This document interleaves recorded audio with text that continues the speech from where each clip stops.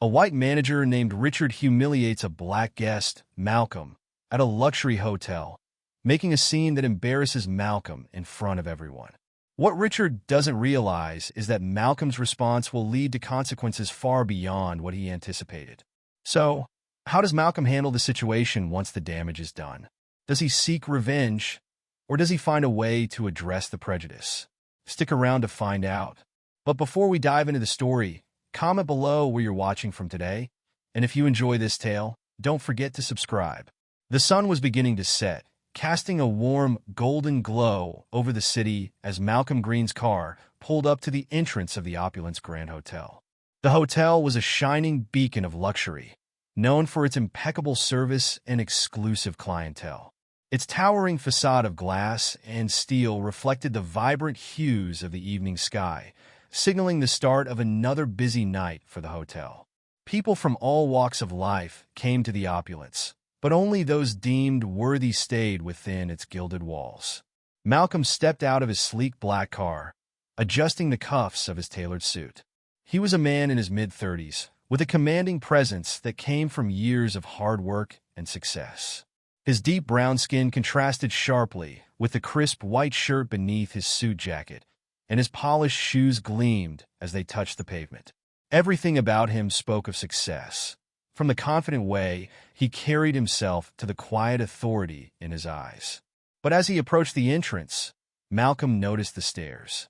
The bellhop hesitated before rushing forward to take his luggage, while the doorman barely nodded in acknowledgement. It was subtle, but Malcolm had experienced it enough times to recognize the underlying suspicion. Despite his impeccable attire and the fact that he was a regular guest at luxury hotels across the world, some people still couldn't look past the color of his skin. Pushing those thoughts aside, Malcolm walked through the grand revolving doors and into the hotel's opulent lobby. The air was cool, scented with fresh flowers and expensive cologne. Crystal chandeliers hung from the high ceiling, casting shimmering light across marble floors and plush seating areas. The atmosphere was one of quiet sophistication, with guests dressed in designer clothes, sipping champagne and chatting in hushed tones. Malcolm headed straight for the reception desk, where a young woman with a bright smile greeted him. "Good evening, sir. Welcome to the Opulence Grand Hotel. How may I assist you today?" Before Malcolm could respond, a man appeared beside the receptionist, his presence overshadowing her warm greeting. Richard Haynes, the hotel manager, was in his early 50s, with sharp features and salt-and-pepper hair neatly combed back. He wore a tailored suit that spoke of old money, and his eyes were cold, calculating. Richard had worked at the Opulence for over a decade and prided himself on maintaining the hotel's reputation for excellence. To him, excellence meant keeping the wrong kind of people out. As Richard approached, his gaze swept over Malcolm, taking in the expensive suit and confident posture. But it was clear that none of that mattered to him. His expression remained neutral, but there was a hardness in his eyes that Malcolm had seen many times before. "Good evening," Richard said, his tone clipped. "May I help you with something?" Malcolm offered a polite smile. "Yes, I have a reservation. The name's Malcolm Greene." Richard's eyes narrowed slightly at the mention of the name, but he quickly masked it with a professional smile. "Of course, Mr. Greene. One moment, please." He turned to the receptionist and gave her a pointed look, silently instructing her to check the reservation. As the receptionist tapped away at her computer, Richard studied Malcolm more closely. There was something about this man that didn't sit right with him. Perhaps it was the way he walked into the hotel as if he belonged, or the confident air that surrounded him. But Richard had seen this type before. People who thought they could buy their way into any place, even if they didn't belong. The receptionist looked up from her screen, her smile faltering. "Mr. Greene, I see your reservation here, but—" Richard cut her off. "I'll handle this," he said curtly. He turned to Malcolm with a look of thinly veiled skepticism. "Mr. Greene, I'll need to see some identification, and if you have a credit card, I'll require that as well." Malcolm raised an eyebrow. "Is there a problem with my reservation?" Richard's smile didn't reach his eyes. "No problem at all. We just have certain protocols we follow for all our guests. I'm sure you understand." Malcolm could feel the tension in the air, but he remained calm. "I've already provided my details when I booked the room," he said evenly. "But if you need to see my ID again, I'm happy to oblige." He reached into his pocket and pulled out his driver's license and a platinum credit card, handing them both to Richard. The manager took them with a faint sneer, glancing at the card as if expecting it to be declined. While Richard inspected the ID and credit card, a few other guests began to gather around, sensing something unusual. Whispers floated through the lobby, and Malcolm could feel their eyes on him. But he didn't flinch. This wasn't the first time he'd been treated this way, and it probably wouldn't be the last. Richard's eyes flicked back to Malcolm, his expression unchanged. "Everything seems to be in order," he said, handing the items back. "But we do require a little more information for security purposes. I'll need to know the exact nature of your stay, as well as the details of your business here in the city." Malcolm frowned. "Is that really necessary? I've never been asked for such details at any other hotel." "It's our policy," Richard replied smoothly, though the sharpness in his voice was unmistakable. "We take the safety and security of our guests very seriously." Malcolm's eyes narrowed slightly, but he kept his voice level. "I'm here for a business meeting. That's all you need to know." Richard's lips thinned, clearly dissatisfied with the response, but he nodded curtly. "Very well. I'll have someone show you to your room." Malcolm took back his ID and credit card, slipping them into his wallet. "Thank you," he said, his tone polite but firm. He could feel the frustration bubbling beneath the surface, but he refused to let it show. Just then, a tall, slender woman in a pristine uniform appeared at Richard's side.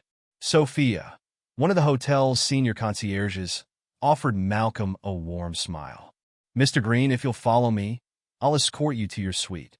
Malcolm nodded his thanks, his gaze lingering on Richard for a moment longer before turning to follow Sophia. As they walked away, he could hear the hushed murmurs of the other guests, their curiosity piqued by the unusual interaction. But Malcolm kept his head held high, refusing to give them the satisfaction of seeing him rattled. Behind him, Richard watched with a sense of smug satisfaction. He had made it clear that people like Malcolm weren't welcome here, no matter how much money they had. In Richard's mind, the opulence Grand Hotel was a place for the elite, and Malcolm Greene didn't fit that mold. As Sophia led Malcolm to the private elevator reserved for VIP guests, she tried to lighten the mood with small talk. "I hope your journey wasn't too tiring, Mr. Greene. We've prepared one of our finest suites for you. I'm sure you'll find it very comfortable." "Thank you, Sophia," Malcolm replied, his voice measured. "I appreciate your help." They rode the elevator in silence after that, the atmosphere heavy with unspoken tension. Malcolm couldn't help but replay the encounter with Richard in his mind. He had been expecting a warm welcome, but instead, he was met with suspicion and hostility. It was a reminder that no matter how far he'd come in life, there were still those who would judge him solely by the color of his skin. When the elevator doors opened, Sophia gestured toward the suite at the end of the hallway. "Here we are, Mr. Greene. If you need anything at all during your stay, please don't hesitate to contact me." "Thank you, Sophia," Malcolm said again, offering her a brief smile. He entered the suite and closed the door behind him, finally allowing himself a moment to breathe. The suite was nothing short of luxurious. The spacious living area was elegantly furnished, with floor-to-ceiling windows offering a breathtaking view of the city skyline. A bottle of champagne chilled in a silver bucket on the coffee table, and a welcome note sat beside it, handwritten in elegant script. Everything was designed to make guests feel pampered and at ease. But as Malcolm stood in the center of the lavish room, he couldn't shake the lingering bitterness from his encounter with Richard. He had come to the city for an important business meeting, but now his thoughts were clouded with the memory of the hotel manager's cold, dismissive attitude. Malcolm walked over to the windows, staring out at the city below. The lights of the city twinkled like stars, but they did little to lift his spirits. He had worked hard to get where he was, building a successful business from the ground up. He had faced countless challenges along the way, but nothing stung quite like the casual racism he encountered in places like this.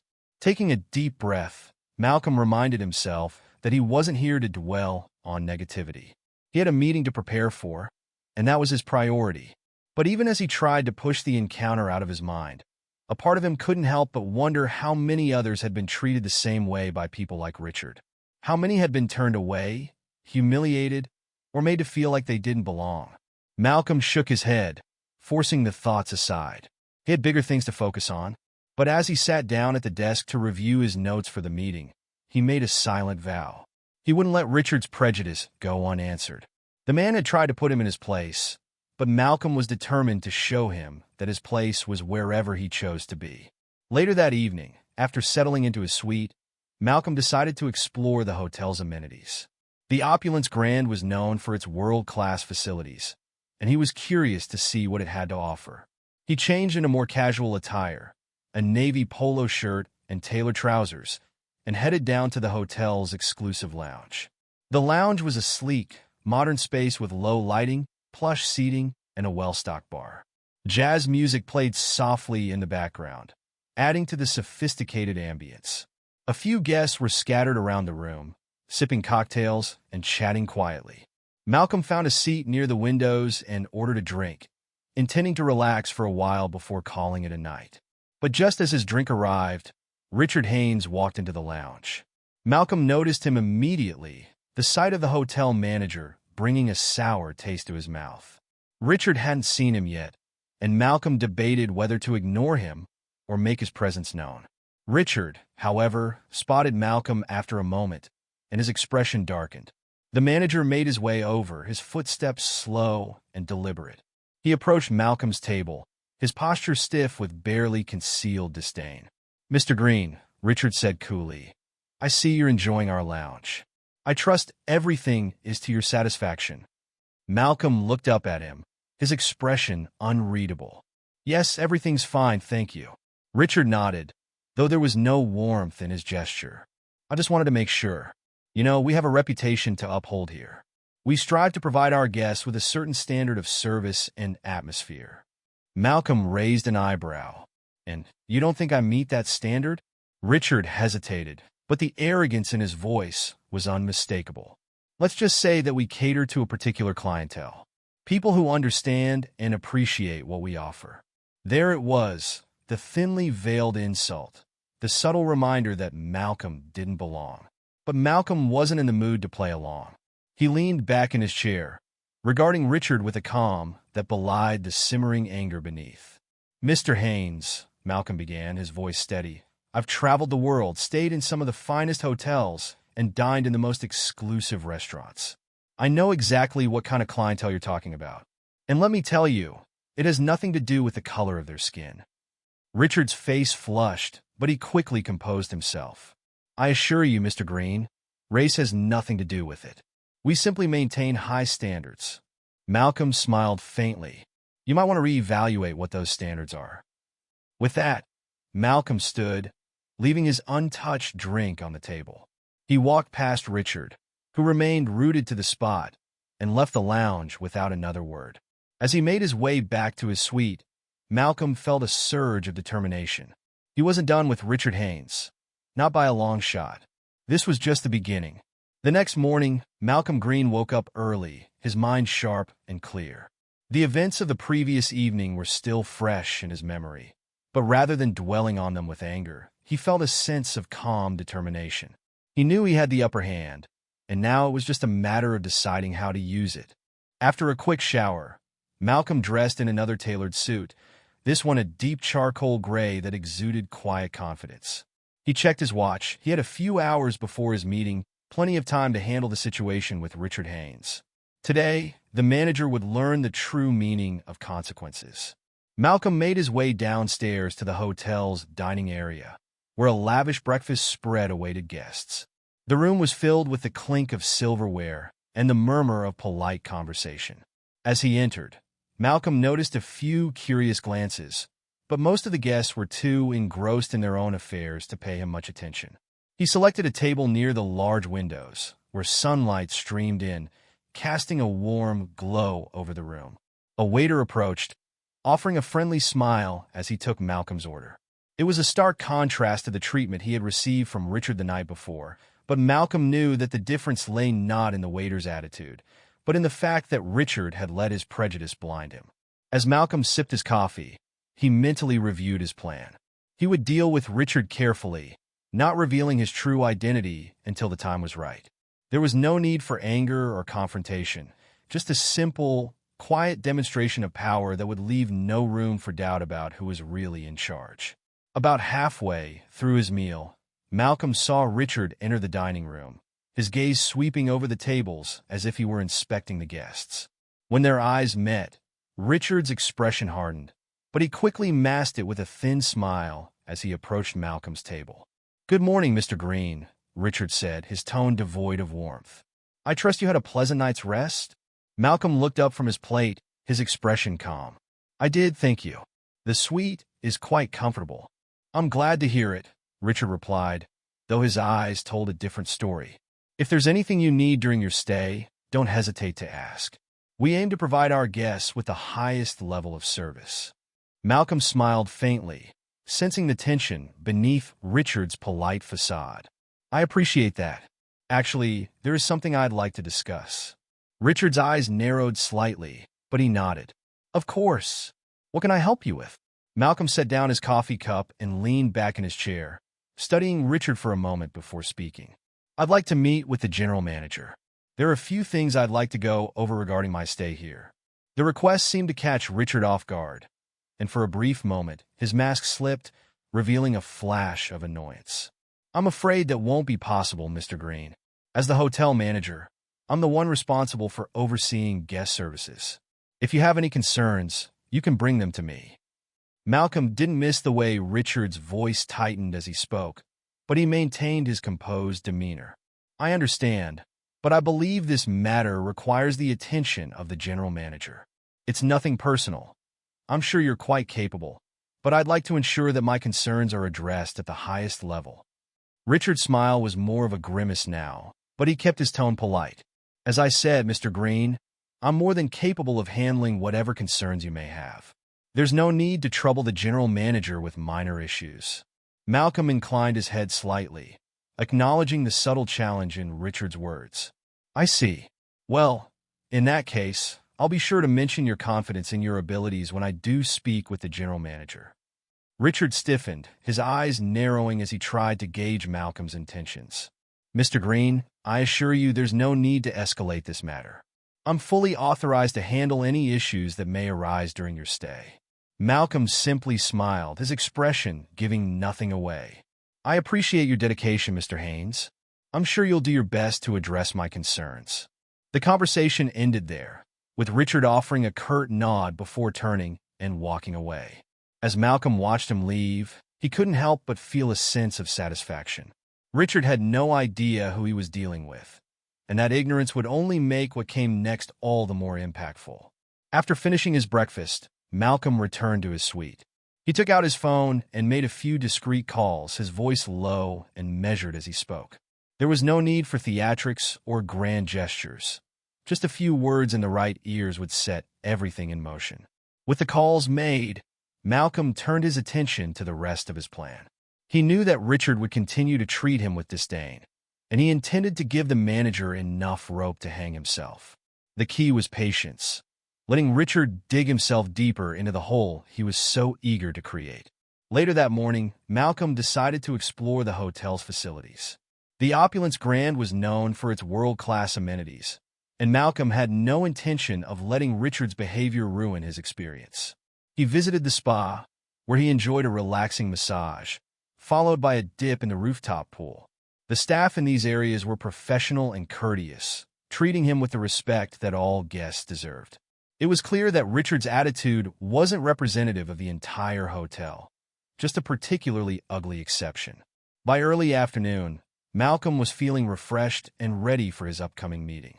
He returned to his suite to change, donning a crisp white shirt and a navy suit that exuded understated elegance. As he adjusted his tie in the mirror, his phone buzzed on the bedside table. Picking it up, he saw a message confirming that everything was in place. The stage was set, and all that remained was for Richard to play his part. Malcolm made his way to the hotel's business center, a sleek and modern space designed for high-powered meetings. As he entered, he saw Richard standing near the reception desk, engaged in a heated conversation with one of the staff members. The manager's expression was one of barely concealed frustration, but he quickly composed himself when he noticed Malcolm approaching. "Mr. Greene," Richard said, forcing a smile as he stepped forward. Is everything to your satisfaction? Malcolm nodded. Yes, everything's fine. I'm here for a meeting in the conference room. Richard's eyes flicked to the schedule on the screen behind the desk, and Malcolm could see the flicker of recognition as he read the details. Ah, of course. We have you booked in the executive conference room. I'll personally ensure that everything is prepared for your meeting. Thank you, Malcolm replied, his tone neutral. I appreciate your attention to detail. Richard inclined his head slightly, but there was a hint of something in his eyes. Suspicion, perhaps, or maybe just the discomfort of not knowing exactly who he was dealing with. Either way, Malcolm knew it wouldn't be long before Richard's true colors showed themselves again. As the staff prepared the conference room, Malcolm took a seat in the lounge area, reviewing his notes for the meeting. He could feel Richard's eyes on him from across the room, the manager's curiosity piqued by the apparent importance of the event. But Malcolm remained calm, biding his time. When the meeting finally began, it was clear that Richard was struggling to maintain his composure. He hovered near the door, occasionally glancing inside, as if trying to piece together the puzzle that was Malcolm Greene. But Malcolm paid him no mind, focusing instead on the business at hand. The meeting went smoothly, and by the time it ended, Malcolm was more convinced than ever that his plan would work. As the other attendees filed out of the conference room, Malcolm lingered behind, allowing Richard to approach him once more. The manager's expression was a mix of curiosity and unease, his polite facade beginning to crack under the pressure of his own suspicions. Mr. Greene, Richard began, his voice carefully measured, I hope your meeting was productive. If there's anything else you need during your stay, please don't hesitate to let me know. Malcolm looked at him, his gaze steady and unyielding. Actually, there is something I'd like to discuss with you, Mr. Haynes. Richard's eyes flicked with interest, but he kept his tone neutral. Of course. What can I assist you with? Malcolm gestured for Richard to take a seat, and the manager complied, though his posture remained stiff and guarded. I wanted to get your perspective on a few things, Malcolm began, his tone casual, but with an undercurrent of purpose. Specifically, your approach to management here at the Opulence Grand. I'm curious to know how you maintain such high standards. Richard blinked, clearly caught off guard by the question. Well, Mr. Greene, it's all about attention to detail. We have strict policies in place to ensure that our guests receive the best possible experience. That means being selective about who we allow to stay here and making sure that everyone upholds our standards of behavior. Malcolm nodded, feigning interest. I see. And how do you decide who meets those standards? Richard hesitated, sensing that this was more than just idle curiosity. We evaluate each guest on a case-by-case basis, he said carefully. It's important to maintain the right atmosphere at a hotel like this. Malcolm's gaze didn't waver. He knew exactly what Richard was implying, even if the manager was trying to dress it up in polite language. And by the right atmosphere, you mean an environment where only a certain type of guest feels comfortable? Perhaps a type that aligns with your personal preferences? Richard shifted uncomfortably in his seat, the implication hanging heavily in the air. Mr. Greene, I assure you, we don't discriminate against anyone. Our policies are designed to maintain a level of exclusivity, but that's simply because our clientele expects it. Exclusivity, Malcolm repeated, the word rolling off his tongue with a hint of disdain. And does that exclusivity extend to people who look like me? Richard's composure faltered for a split second, but he quickly recovered. As I said, we don't discriminate. However, we do expect our guests to meet certain standards. Malcolm leaned forward slightly, his voice soft but firm. Tell me, Mr. Haynes, what exactly are those standards? Because from where I'm sitting, it seems like the only standard you're concerned about is skin color. Richard bristled, his mask of professionalism slipping as his frustration began to show. Mr. Greene, I think you're misinterpreting our policies. We're simply trying to maintain the luxury and prestige that our guests expect. Malcolm smiled faintly, but there was no humor in it. I understand perfectly, Mr. Haynes, and I want you to understand something as well. I'm not the kind of person who lets things like this slide, but I'm also not the kind of person who acts out of anger. Richard's eyes narrowed, sensing a shift in the conversation. What exactly are you saying, Mr. Greene? Malcolm's smile widened, though it remained cold. I'm saying that you're going to learn a very important lesson about what it means to judge someone based on your prejudices. And I think it's time you learned that lesson the hard way. Richard opened his mouth to respond, but before he could speak, Malcolm continued. But before we get to that, I have a few more questions for you. For example, how do you handle complaints from guests?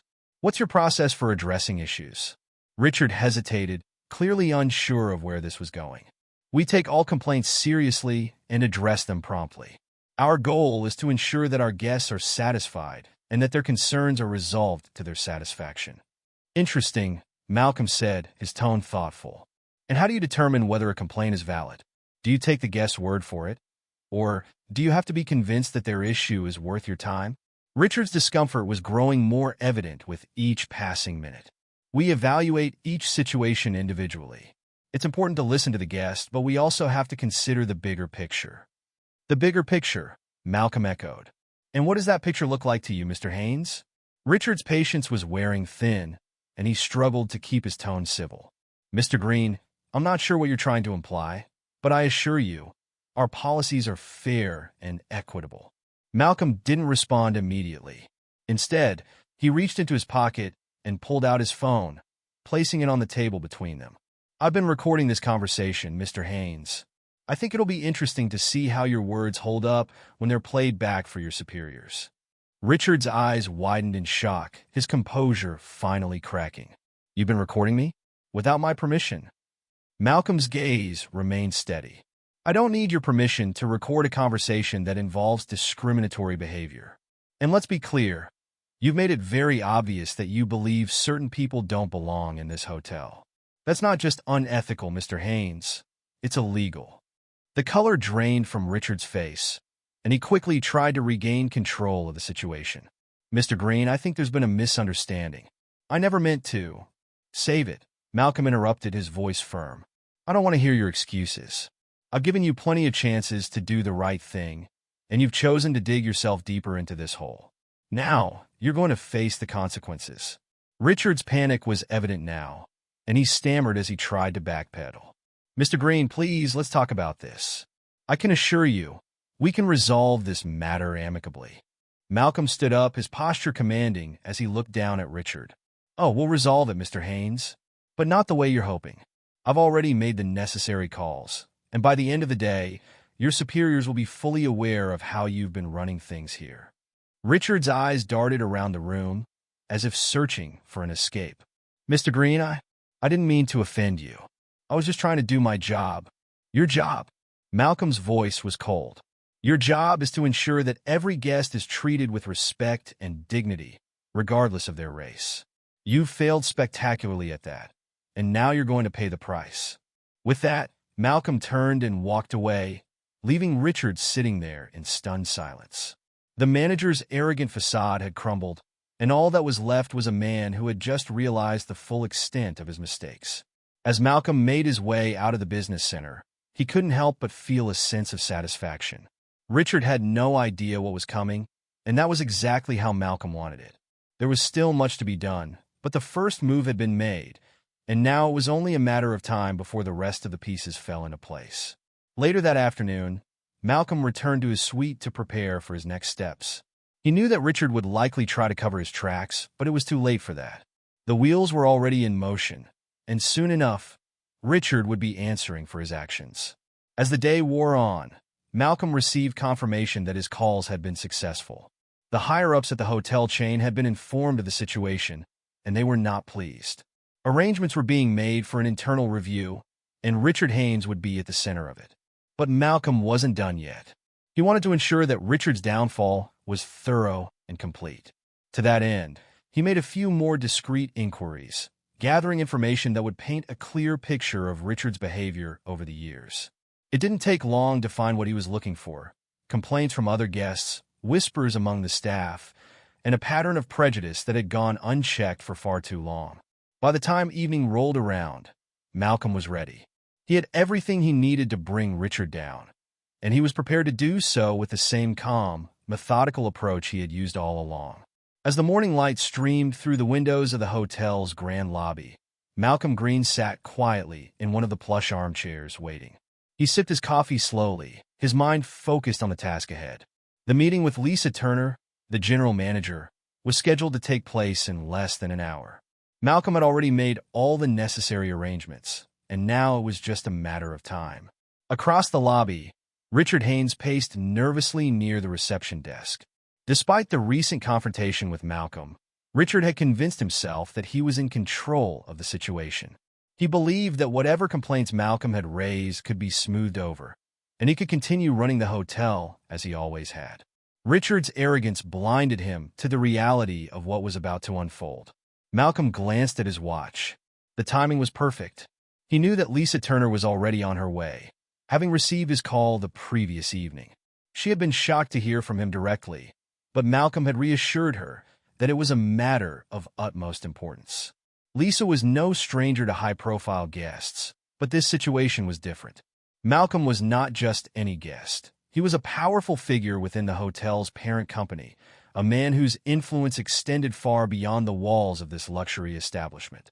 A few minutes later, the sound of high heels clicking against the marble floor caught Malcolm's attention. He looked up to see Lisa Turner entering the lobby, her expression focused and professional. She was a tall, elegant woman in her early 40s, with sharp features and an air of authority. As she approached the reception desk, Richard hurried to greet her, unaware of the storm that was about to hit. "Good morning, Miss Turner," Richard said, forcing a smile as he extended his hand. "I wasn't expecting you today.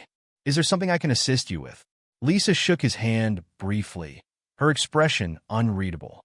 "Good morning, Mr. Haynes. I was informed of an urgent situation involving one of our guests, so I decided to come down and handle it personally." Richard's smile faltered slightly. "Oh, I see. Well, I assure you, everything is under control. There was a bit of a misunderstanding with one of our guests, but I'm taking care of it." "Is that so?" Lisa replied coolly. "And which guest would that be?" Before Richard could respond, Malcolm stood up and walked over to join them. The moment Lisa saw him, her demeanor softened, and a genuine smile appeared on her face. "Mr. Greene," Lisa said warmly, extending her hand. "It's so good to see you again. I wasn't expecting you to be staying with us this week." Malcolm shook her hand, matching her smile. "Likewise, Ms. Turner. I apologize for the short notice, but I had some business to attend to in the area." Richard's eyes widened as he watched the exchange, his mind struggling to process what he was witnessing. Why was Lisa Turner, the general manager, treating Malcolm with such deference? And why had she addressed him as Mr. Greene? The name rang a bell, but Richard couldn't place it. "Of course," Lisa said, turning to Malcolm with a look of concern. "I understand there's been an issue during your stay. I'm here to make sure everything is resolved to your satisfaction." Malcolm nodded, his expression calm but serious. "Thank you, Ms. Turner. I appreciate your prompt attention. There are indeed some matters that need addressing." Lisa's gaze shifted to Richard, who was now standing frozen in place, his mind racing. "Mr. Haynes," she said, her tone still professional but with an edge to it, "I trust you've been made aware of the situation involving Mr. Greene?" Richard's mouth went dry as he struggled to respond. Yes, I have. But I wasn't aware that I'm not just another guest?" Malcolm finished for him, his voice steady. "It's clear you weren't aware of many things, Mr. Haynes." Richard's confusion deepened, and he turned to Lisa for some kind of explanation. "Ms. Turner, who exactly is Mr. Greene?" The tension in the air was palpable as Lisa glanced at Malcolm, who gave her a small nod, signaling her to proceed. She turned back to Richard, her expression now completely serious. "Mr. Haynes," she began, "Mr. Malcolm Greene is not only a valued guest at our hotel, but he also happens to be one of the largest shareholders in the entire hotel chain. He's a prominent member of the board, with considerable influence over the direction and policies of this company."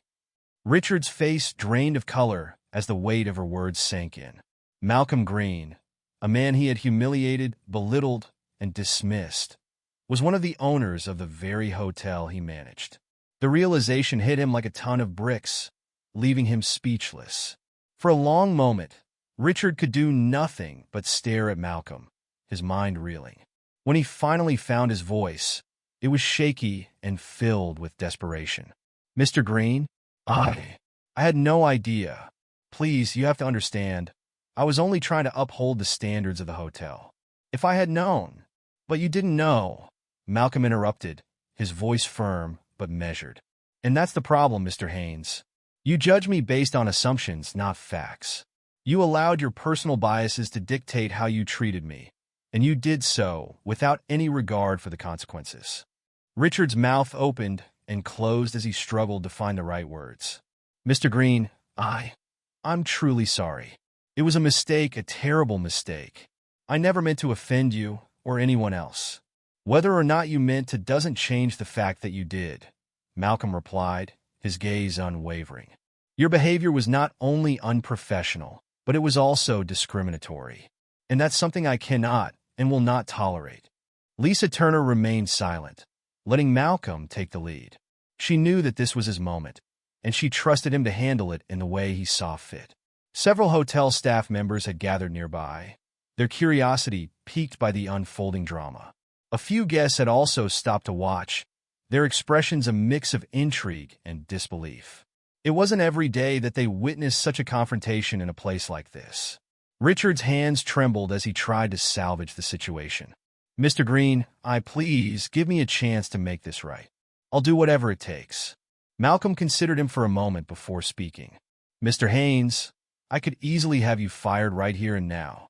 Given the gravity of your actions, it would be well within my rights to do so.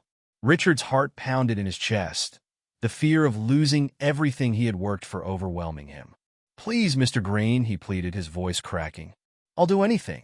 Just tell me what you want. Malcolm's expression softened slightly, though his gaze remained stern. What I want, Mr. Haynes, is not just for you to apologize to me, but for you to recognize the harm you've caused and take responsibility for it. And not just to me, but to your staff and to every guest you've treated unfairly. Richard blinked, taken aback by Malcolm's words. What do you mean? I mean that you need to apologize publicly, Malcolm said, his tone leaving no room for argument. You need to acknowledge your actions in front of your staff and your guests, and you need to make it clear that this kind of behavior will not be tolerated in this hotel, or any hotel in this chain. Richard swallowed hard, the idea of such a public apology terrifying him. But what will that accomplish? It will ruin my reputation, my career. Malcolm shook his head. Your reputation is already tarnished, Mr. Haynes. But this isn't just about you. It's about sending a message that prejudice and discrimination have no place here. You've been given an opportunity to learn from your mistakes and to set an example for others. Whether you take that opportunity is up to you. The weight of Malcolm's words hung heavy in the air as Richard realized that there was no way out of this. He could either follow through with a public apology and attempt to redeem himself, or he could refuse and face even harsher consequences. Lisa Turner finally spoke, her voice firm. Mr. Haynes, I suggest you take Mr. Greene's offer seriously. This is your chance to show that you're willing to change and to take responsibility for your actions. Richard nodded slowly, his expression one of resignation. I understand. I'll do it. I'll apologize. Malcolm's eyes remained on Richard, searching for any sign of insincerity. Satisfied that the manager was genuinely remorseful, he gave a curt nod. Good. We'll make the arrangements. Over the next few hours, preparations were made for the public apology. The staff was notified, and a small gathering was arranged in one of the hotel's conference rooms. Word quickly spread among the guests, and many expressed interest in attending. The anticipation in the air was palpable, with everyone curious to see how the situation would unfold. When the time came, Malcolm stood at the front of the room, flanked by Lisa Turner and a few other senior staff members. Richard stood beside him, looking pale and nervous. The room was filled with hotel employees and guests, all watching intently. Malcolm took a deep breath before addressing the crowd. Thank you all for being here today. I know that this is an unusual gathering, but it's an important one. We're here to address an incident that occurred earlier this week, an incident that involved prejudice, discrimination, and a violation of the values this hotel stands for. He paused, letting his words sink in before continuing. Mr. Haynes has something he would like to say. Richard stepped forward, his hands trembling slightly as he faced the crowd. I want to start by saying that I'm deeply sorry for my actions, he began, his voice wavering. I allowed my personal biases to cloud my judgment, and in doing so, I treated a guest in a manner that was both unprofessional and unacceptable. He glanced at Malcolm, who gave him a reassuring nod, encouraging him to continue.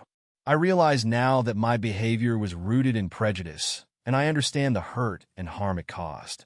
For that, I sincerely apologize to Mr. Greene, to the staff, and to all of our guests. I am committed to learning from this experience and to doing better in the future. Richard's voice grew stronger as he spoke, the weight of his confession lifting slightly from his shoulders. Moving forward, I will participate in diversity and sensitivity training, as recommended by Mr. Greene.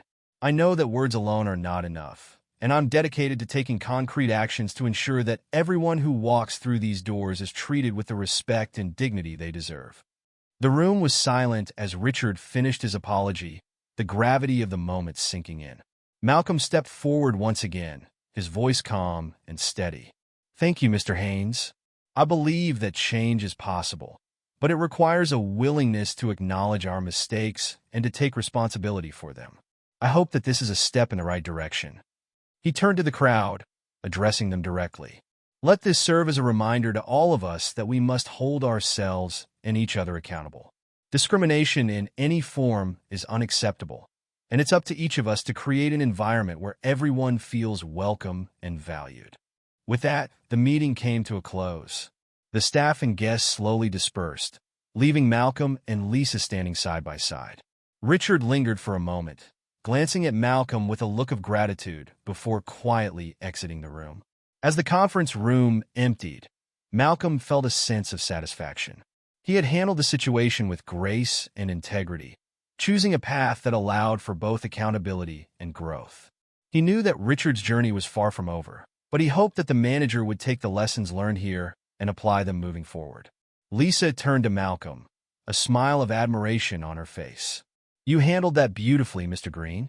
Not many people would have taken the approach you did. Malcolm smiled back. Thank you, Ms. Turner. I've always believed that true change comes from understanding and education.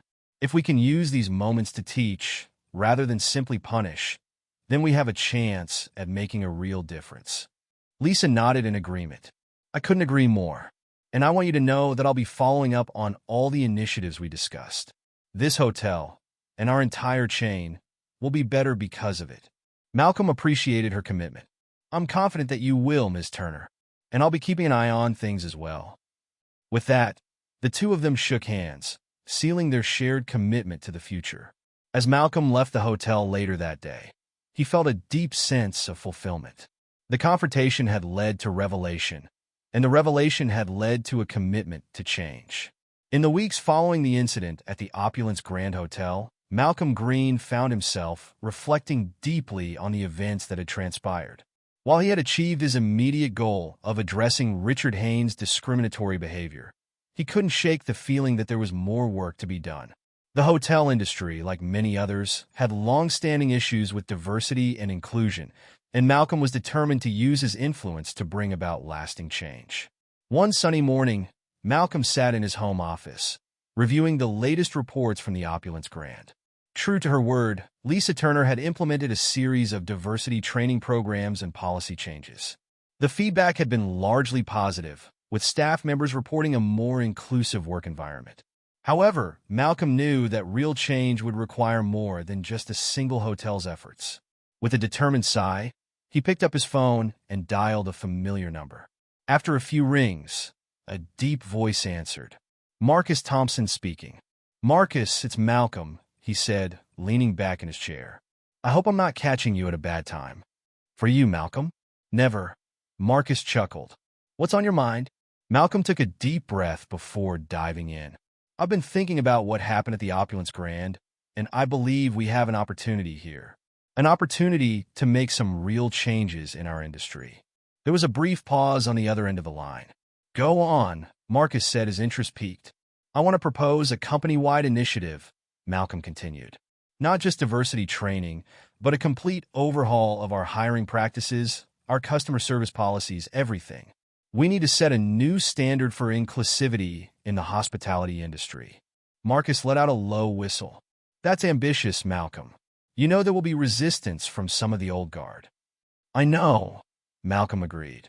But if we don't do this now, when will we? We have the resources, the influence. It's time we use them for something more than just profits. There was another pause, longer this time. Malcolm could almost hear the gears turning in Marcus's head. Finally, the other man spoke. All right, Malcolm, you got my attention. Let's set up a board meeting for next week.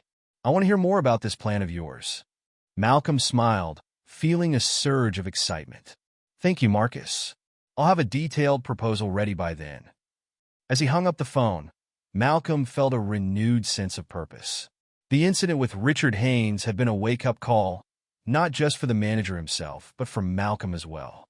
It had shown him that he had the power to effect real change, and he was determined to use it. Over the next few days, Malcolm threw himself into research and planning. He consulted with diversity experts, pored over studies on inclusive business practices, and even reached out to other industries to see how they were addressing similar issues. By the time the board meeting rolled around, he had a comprehensive plan that he believed could transform their entire hotel chain. The day of the meeting arrived, and Malcolm found himself standing before the board of directors, a diverse group of men and women who held the power to approve or reject his proposal. As he began his presentation, he could feel the weight of their scrutiny, but he pressed on, conviction in his voice. Ladies and gentlemen, he began, what I'm proposing today is more than just a corporate initiative. It's a complete paradigm shift in how we approach diversity and inclusion in our hotels.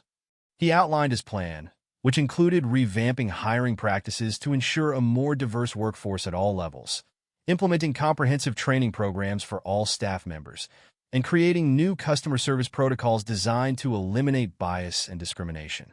But it doesn't stop there, Malcolm continued. I want us to be leaders in this space.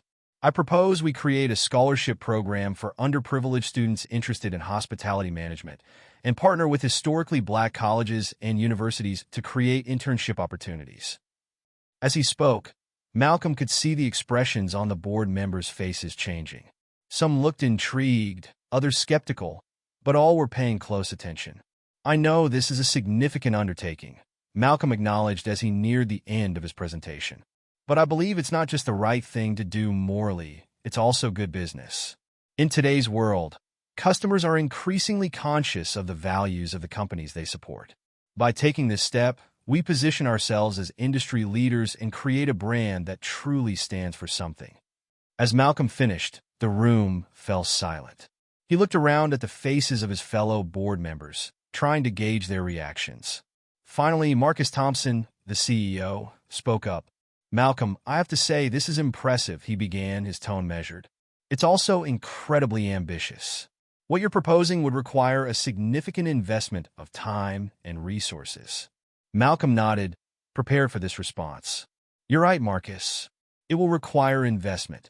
But I believe the long-term benefits, both in terms of our reputation and our bottom line, will far outweigh the initial costs. Another board member, Janet Lee, leaned forward. I agree with Malcolm, she said, her voice firm. We've been talking about making changes like this for years. It's time we actually did something substantial. The discussion continued for over an hour, with board members raising questions and concerns. Malcolm addressed each one calmly and confidently, drawing on his extensive research and preparation. By the end of the meeting, he could sense a shift in the room. The skepticism hadn't entirely disappeared, but there was a palpable energy, a sense of possibility. Marcus called for a vote, and Malcolm held his breath as hands were raised. When the final tally was announced, he couldn't help but smile. The proposal had passed with a solid majority in favor. As the board members filed out of the room, many stopped to congratulate Malcolm on his presentation. Marcus was the last to leave, hanging back to speak with Malcolm privately. Well done, Malcolm, he said, clapping him on the shoulder. You've given us a lot to think about and a lot of work to do. I hope you're ready for the challenge. Malcolm nodded, feeling a mix of excitement and determination. More than ready, Marcus. This is just the beginning. Over the next few months, Malcolm found himself busier than ever as he worked to implement his ambitious plan. He assembled a task force of experts in diversity and inclusion, human resources professionals, and key staff members from various hotels in their chain. Together, they began the painstaking process of overhauling policies, creating new training programs, and developing partnerships with educational institutions. One afternoon, as Malcolm was reviewing the latest draft of their new hiring guidelines, his phone rang. It was Lisa Turner from the Opulence Grand. "Mr. Greene," she said, her voice tinged with excitement. "I hope I'm not interrupting, but I wanted to share some news with you." "Not at all, Lisa," Malcolm replied, setting aside his paperwork. "What's happening?" "Well, remember that scholarship program you proposed? We've just selected our first recipient. Her name is Tanya Johnson, and she's a brilliant young woman from Southside Chicago. She'll be starting her hospitality management degree this fall." Malcolm felt a warmth spread through his chest. This was exactly the kind of impact he had hoped to make. "That's wonderful news, Lisa. I'd love to meet her when she starts her internship with us." "Of course," Lisa agreed. "And there's more. Remember Richard Haynes?" Malcolm's interest piqued. "Yes, of course. How is he doing?" "He's changed, Mr. Greene," Lisa said, a note of surprise in her voice. "After completing his diversity training, he asked to be involved in our community outreach programs. He's been volunteering at local schools, talking to students about careers in hospitality. It's like he's a different person." Malcolm nodded, pleased but not entirely surprised. He had always believed in the power of education and second chances. "That's good to hear, Lisa. Keep me updated on his progress." As he hung up the phone, Malcolm felt a sense of satisfaction. The changes were starting to take effect, not just in policies and procedures, but in people's hearts and minds. It was a small start, but an important one. However, not everything was smooth sailing. As news of the company's new initiative spread, there was pushback from some quarters. A few longtime employees resigned, uncomfortable with the changes. Some customers threatened to take their business elsewhere, claiming the company had become too political. Malcolm had anticipated this resistance and was prepared to face it head-on. He wrote op-eds for major publications, explaining the importance of diversity and inclusion in the hospitality industry. He gave interviews, sharing his own experiences and the company's vision for the future. One particularly memorable moment came during a television interview with a skeptical host who questioned the need for such sweeping changes. "Mr. Greene," the host began, his tone challenging, "some would say that your company is going too far, that you're prioritizing political correctness over customer service. How do you respond to that?" Malcolm leaned forward, his gaze steady. "I would say that those people fundamentally misunderstand what we're trying to achieve. This isn't about political correctness. It's about creating an environment where every guest, regardless of their background, feels welcome and valued. And it's about building a workforce that reflects the diversity of the communities we serve. That's not just good ethics, it's good business." The host pressed on. "But aren't you worried about alienating your traditional customer base?" Malcolm smiled. "Our traditional customer base is changing. The world is changing. We're not just reacting to that change, we're leading it. And I believe that the vast majority of our customers will appreciate and support that leadership." As the months passed, Malcolm's words proved prophetic. While there was some initial turbulence, the company began to see positive results from its new initiatives. Employee satisfaction scores increased, particularly among minority staff members who reported feeling more valued and supported. Customer feedback was overwhelmingly positive, with many guests specifically mentioning the diverse and welcoming atmosphere of the hotels. 1 year after the incident at the Opulence Grand, Malcolm found himself back at the hotel, this time for a very different reason. The company was hosting a gala to celebrate the success of their diversity and inclusion initiatives and to award scholarships to the next round of students entering their program. As Malcolm stood at the podium, looking out over the crowd of employees, industry partners, and scholarship recipients, he felt a profound sense of pride and accomplishment. "A year ago," he began, his voice strong and clear, "an unfortunate incident occurred in this very hotel. An incident that could have ended with anger and recrimination. Instead, it became the catalyst for change. Change not just in one hotel or one company, but in an entire industry." He paused, his gaze sweeping across the room. "I see that change reflected in the faces before me tonight. In our employees, who now truly represent the diverse tapestry of our society, in our partners who have joined us on this journey towards greater inclusion, and in our scholarship recipients, the future leaders of our industry who will carry this torch forward. As Malcolm continued his speech, he noticed Richard Haynes standing near the back of the room. The former manager caught his eye and gave a small nod, a gesture of respect and gratitude. Malcolm nodded back, acknowledging the man's journey and growth. "But our work is far from over," Malcolm continued. "We've made great strides, but there is still much to be done. Discrimination and bias still exist in our society, and by extension, in our industry. It is up to all of us to continue this fight, to keep pushing for greater equality and inclusion." He raised his glass. "So tonight, we celebrate our achievements, but tomorrow we get back to work. Because every guest who walks through our doors deserves to feel welcome, respected, and valued. And every employee deserves to work in an environment where they can thrive, regardless of their race, gender, or background." As the room erupted in applause, Malcolm felt a tap on his shoulder. He turned to see Tanya Johnson, the first recipient of their scholarship program, standing beside him. "Mr. Greene," she said, her voice filled with emotion, "I just wanted to thank you. Without this program, I never would have had the opportunity to pursue my dreams. You've changed my life." Malcolm smiled warmly, placing a hand on her shoulder. "No, Tanya, you've changed your life. We just opened the door. What you do with this opportunity is up to you." As the gala continued, Malcolm found himself reflecting on the journey of the past year.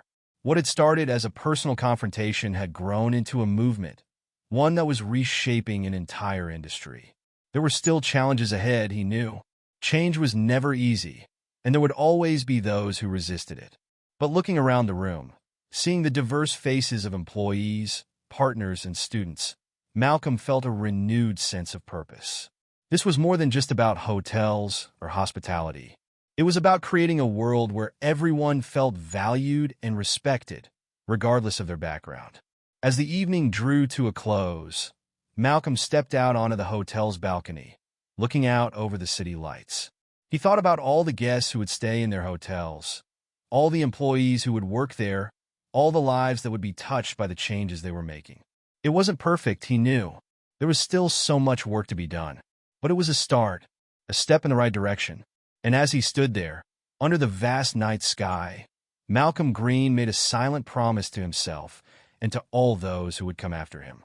The promise to keep pushing forward, to keep fighting for equality and inclusion, to never stop striving for a world where everyone could feel at home, no matter where they were. Because in the end, that's what true hospitality was all about.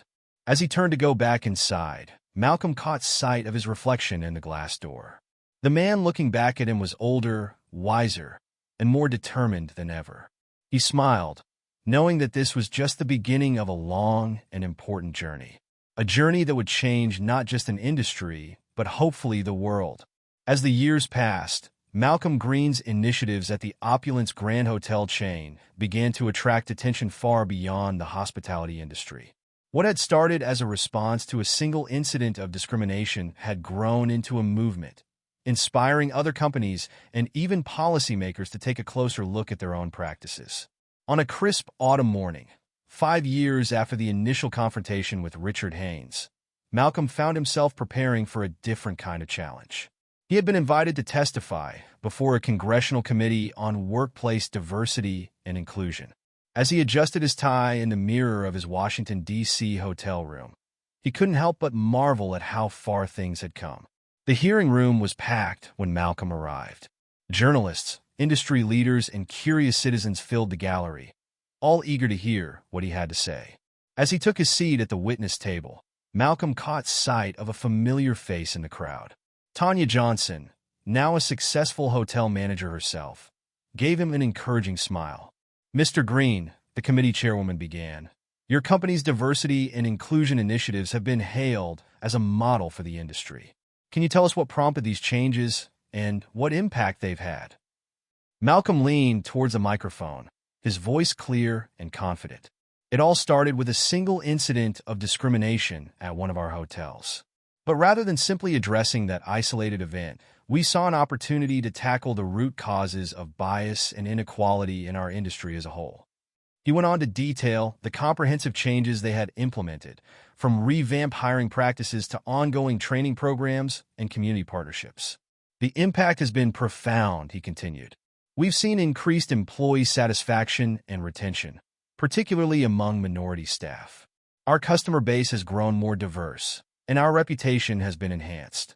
But most importantly, we've created an environment where everyone truly feels welcome and valued.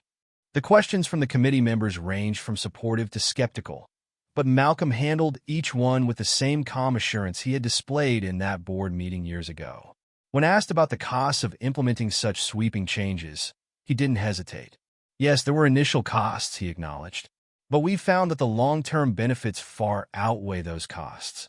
A diverse and inclusive workplace is more innovative, more productive, and more in tune with the needs of a diverse customer base. It's not just the right thing to do morally, it's smart business. As the hearing concluded, Malcolm felt a sense of accomplishment. He had come here not just to share his company's success story, but to advocate for broader change. And judging by the thoughtful nods from the committee members, his message had resonated. Outside the hearing room, Malcolm was approached by a young woman in a sharp business suit. "Mr. Greene," she said, extending her hand, "I'm Congresswoman Alicia Ramirez. I was really impressed by your testimony today." Malcolm shook her hand warmly. "Thank you, Congresswoman. I'm glad it was helpful." "More than helpful," she replied. "I'm working on a bill to incentivize diversity and inclusion practices in the private sector, and I'd love to get your input. Would you be willing to consult with my team?" Malcolm's eyes lit up at the prospect. "I'd be honored, Congresswoman. This is exactly the kind of broader change we need to see." As he left the Capitol building that afternoon, Malcolm felt a renewed sense of purpose. What had started in a single hotel had the potential to transform workplaces across the country. But he knew that with greater influence came greater responsibility, and there were still challenges ahead. One of those challenges presented itself a few months later, when Malcolm received a call from Lisa Turner at the Opulence Grand. "Mr. Greene," she said, her voice tense, "we have a situation here that I think requires your attention." It turned out that one of their hotels in a small, conservative town was facing backlash from the local community. The hotel had recently hired a transgender woman as a front desk manager, and some local groups were calling for a boycott. Malcolm listened carefully as Lisa explained the situation. "How is the employee handling all this?" he asked. "Sarah's been incredibly professional," Lisa replied. "But I can tell it's taking a toll on her. Some of the other staff are getting nervous too." Malcolm nodded, even though Lisa couldn't see him. "I'm coming down there," he said firmly. "We need to address this head-on." 2 days later, Malcolm stood before a town hall meeting in the hotel's largest conference room. The atmosphere was tense, with angry murmurs rippling through the crowd. But Malcolm remained calm as he took the podium. "I understand that many of you are upset," he began, his voice steady. "Change can be uncomfortable. But I want to ask you all a question. When you check into a hotel, what matters most to you?" He paused, looking out over the sea of faces. Is it the color of the person's skin behind the desk? Their gender identity? Or is it the quality of service they provide? The warmth of their welcome? The efficiency with which they meet your needs? A hush fell over the room as people considered his words. Malcolm pressed on. "Sarah is an exceptional employee. She's professional, courteous, and highly skilled at her job. Those are the qualities that matter in hospitality. Those are the qualities we look for in all our employees." He took a deep breath before continuing. "Our company stands for inclusion. We believe that everyone deserves to feel welcome, both as guests and as employees. We won't compromise on that principle, no matter how much pressure we face. But we also believe in being good neighbors. We want to be a positive force in this community. So I'm here to listen to your concerns, to answer your questions, and hopefully, to find a way forward together." The discussion that followed was heated at times, but Malcolm maintained his composure throughout. He answered questions patiently, shared personal stories, and gently challenged assumptions. By the end of the evening, while not everyone was fully convinced, the mood in the room had shifted. The calls for boycott had quieted, replaced by thoughtful discussions about acceptance and community. As the crowd dispersed, Sarah approached Malcolm, tears in her eyes. "Thank you," she said softly. "I've never had anyone stand up for me like that before." Malcolm placed a comforting hand on her shoulder. "You're part of our family now, Sarah, and we stand by our family."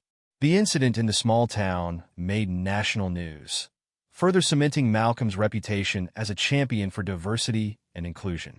But it also brought new challenges. Conservative pundits accused him of pushing a woke agenda, while some activists criticized him for not going far enough. Malcolm weathered the storm with the same quiet dignity he had shown throughout his career. He continued to advocate for change, not through grand gestures or inflammatory rhetoric, but through steady, consistent action and open dialogue. As his influence grew, Malcolm never forgot the incident that had started it all. He made a point of staying in touch with Richard Haynes, the former manager whose discriminatory actions had set this whole journey in motion. Richard had continued his personal growth, becoming an advocate for diversity in his own right. On the 10th anniversary of the confrontation at the Opulence Grand, Malcolm invited Richard to speak at a company-wide conference on inclusion. As Richard took the stage, visibly nervous, Malcolm gave him an encouraging nod. "10 years ago, I made a terrible mistake," Richard began, his voice shaky but determined.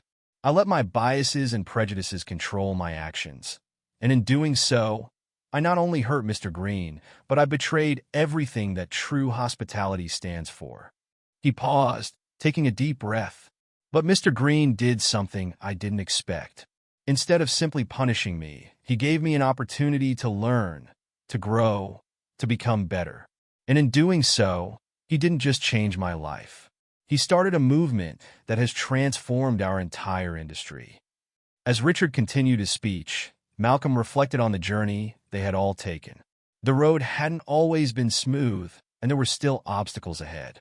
But looking out at the diverse faces in the audience, seeing the pride and sense of belonging in their eyes, he knew that every challenge had been worth it. After the conference, Malcolm took a quiet moment alone on the hotel's rooftop terrace. The city sprawled out before him, a tapestry of lights and lives intertwined.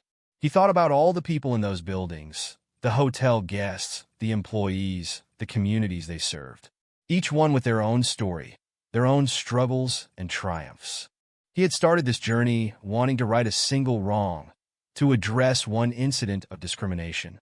But it had become so much more than that. It had become a mission to create a world where everyone, regardless of their background, could feel at home wherever they went. As the cool night air brushed against his face, Malcolm made a silent vow to keep pushing forward, to keep breaking down barriers, to keep building bridges. Because he knew that the work was far from over. There would always be new challenges, new forms of discrimination to combat, new minds to open. But he was ready for it, and he wasn't alone.